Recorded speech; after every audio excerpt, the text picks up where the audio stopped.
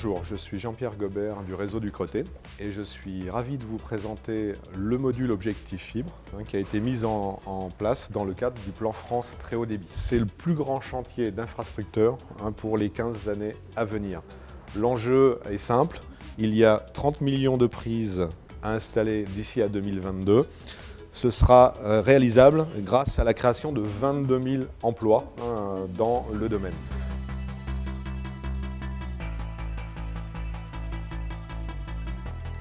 L'infrastructure très haut débit fibre optique est entièrement à construire. Elle est constituée de la zone transport optique et de la zone distribution, dont on verra les détails ensuite. En amont, il y a toute une phase de négociation qui est importante, qui consiste à obtenir des autorisations de ce déploiement auprès des mairies et des collectivités territoriales, des syndics de copropriété, également au niveau des propriétaires et des gestionnaires d'immeubles. Voilà, donc dans les premiers métiers, il y a le métier de négociateur, donc qui est indispensable au bon déroulement de cette partie en amont des travaux.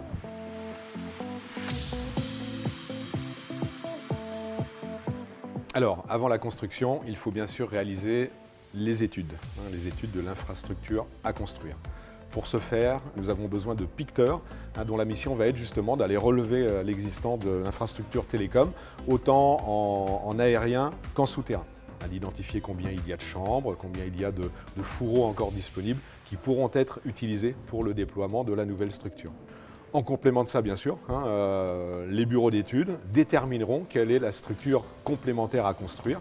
Donc ça, ce sera la mission des techniciens bureaux d'études qui s'appuieront justement sur ces relevés et à partir de systèmes de cartographie, dessineront le futur réseau en intégrant également toutes les contraintes d'ingénierie qui sont, elles, définies par les opérateurs.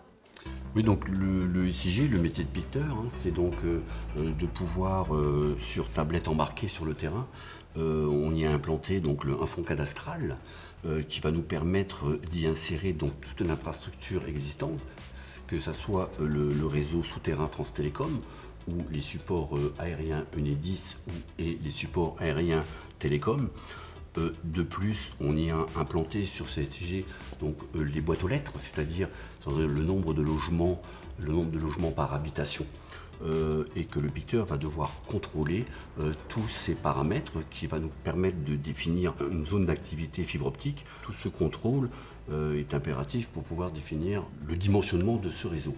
Dans la même opération, le picteur va donc faire un relevé de terrain, relever les supports aériens Enedis, les supports aériens Télécom, qui va permettre de faire un calcul de charge pour pouvoir recevoir cette architecture optique. Et également, ce métier va être amené aussi à auditer toute la partie souterraine, c'est-à-dire l'infrastructure télécom, le PIT, le plan itinéraire télécom, pour s'assurer que dans les conduites, on a encore suffisamment de place pour recevoir cette infrastructure fibre optique.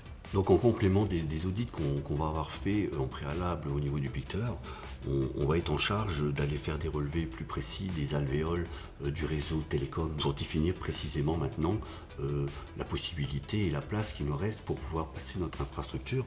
Donc on va utiliser effectivement une application bien spécifique pour des relevés de chambres, des regards, tout avec une base SIG qu'on va être intégré sur une tablette qui va être effectivement maintenant embarquée également sur le terrain et qui va nous permettre de géolocaliser notre chambre et de pouvoir réaliser notre relevé des alvéoles.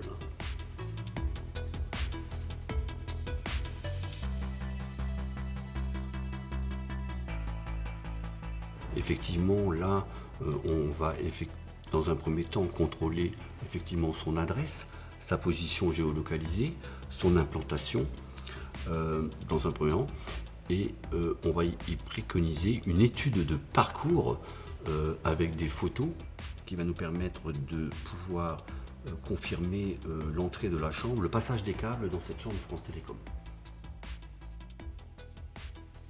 Voilà, avec des photos réalisées qui vont s'implanter directement dans cette infrastructure On va dans un premier temps effectivement y passer une aiguille, c'est-à-dire on va passer une aiguille, une ficelle qui va permettre en phase travaux de pouvoir retirer notre fibre optique.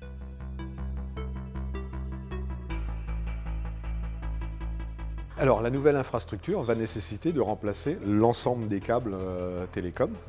Donc, bien sûr, on utilisera des câbles fibre optique. Donc, ici, c'est un câble 288 fibre optique qui est constitué en fait de 24 micro-modules, à l'intérieur desquels nous avons 12 fibres optiques différentes. Là, on a une capacité de 288 fibres optiques. Une fibre pouvant alimenter 64 prises indépendantes. Donc on a une capacité de quasiment 18 000 prises qui peuvent être alimentées avec ce simple câble. Ensuite, donc la construction de la partie transport se fera avec des boîtiers de raccordement. Donc ici, un boîtier de raccordement type étanche, c'est un 144 fibres. Et on peut donc sur ces cassettes raccorder jusqu'à 12 fibres optiques différentes.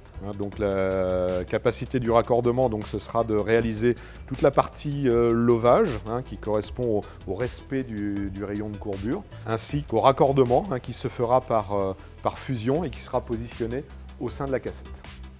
Alors au-delà de la partie transport, donc ce sera la distribution et puis surtout la création vers l'abonné qui sera réalisée.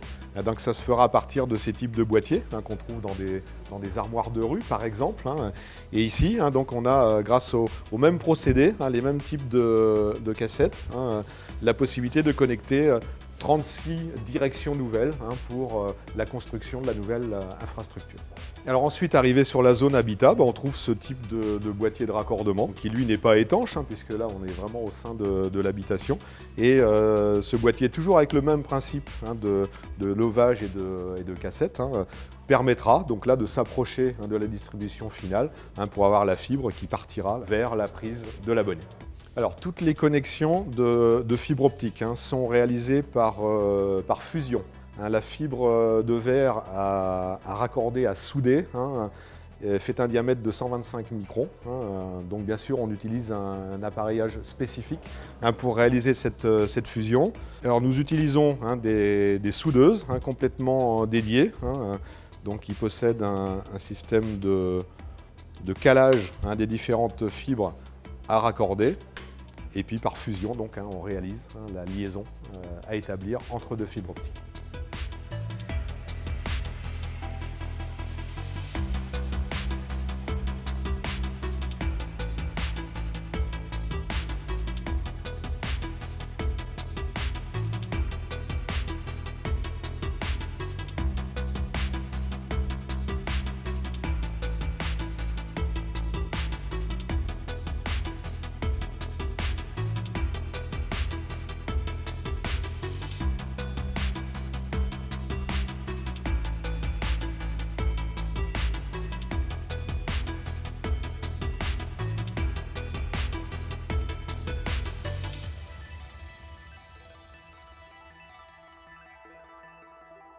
Nous arrivons donc à la réception de l'installation.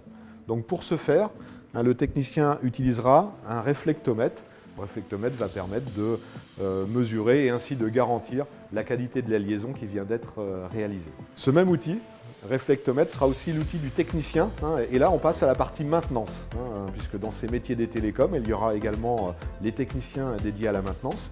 Et le même réflectomètre permettra de détecter la zone où il y a éventuellement eu un incident dans le fonctionnement de la distribution. Donc par exemple, si je crée une contrainte sur la fibre, voilà, on arrive à déterminer à quel endroit exactement l'incident a eu lieu. Et ça permettra aux techniciens de définir que c'est à tel ou tel endroit qu'il faut aller chercher la cause de la panne. Autre outil technique, là on est dans la configuration où le technicien vient de réaliser le câblage d'un immeuble, la construction de ce qu'on appelle la colonne montante au travers de la gaine technique. Et là le technicien pourra tester ce qu'il vient de construire au sein de l'immeuble.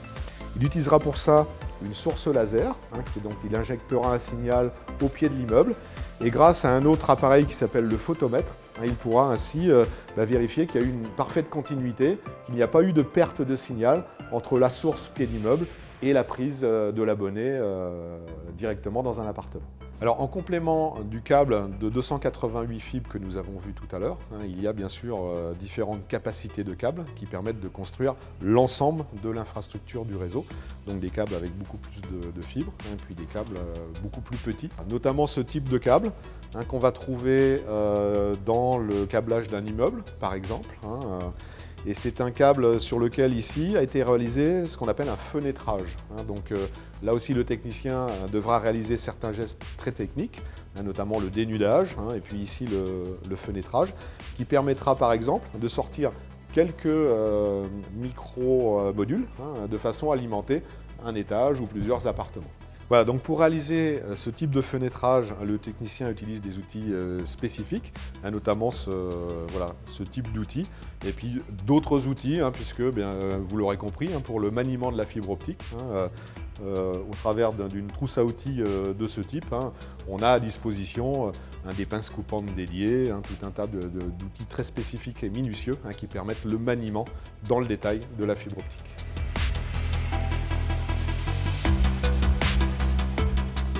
Alors, la fibre optique, métier d'avenir, oui. Grâce au déploiement du très haut débit, c'est notre habitat, c'est notre maison qui sera davantage connectée, avec toutes les améliorations qu'on peut imaginer. La télévision de définition, les durées de téléchargement, les applications de télétravail, de visioconférence. Mais au-delà de tout ça, c'est aussi des enjeux qui sont par exemple ceux du maintien à domicile, grâce à des applications de domotique. C'est également la télémédecine, c'est également la sécurité de l'habitat qui seront rendus possibles et puis bien plus performants grâce au déploiement du très haut débit. Pour terminer sur ce secteur qui, vous l'avez compris, recrute énormément, la cartographie des métiers, on retrouve donc ici la partie maintenance, avec les techniciens de maintenance, les responsables d'exploitation, la partie construction, installation, avec les tireurs de câbles, les monteurs raccordeurs, les techniciens, les chefs de chantier, également les conducteurs de travaux. Sur la partie études, le picteur, le dessinateur projeteur, le chargé d'études, le négociateur, le chef de projet, voilà, qui sont des postes. Et puis pour les plus ambitieux, bien sûr, direction d'agence ou chargé d'affaires, qui font partie bien sûr de l'organisation de ces structures. Pour toutes les personnes qui veulent en savoir davantage sur les emplois, les compétences, les formations qui sont disponibles, je vous invite à consulter le site d'Objectif Fibre.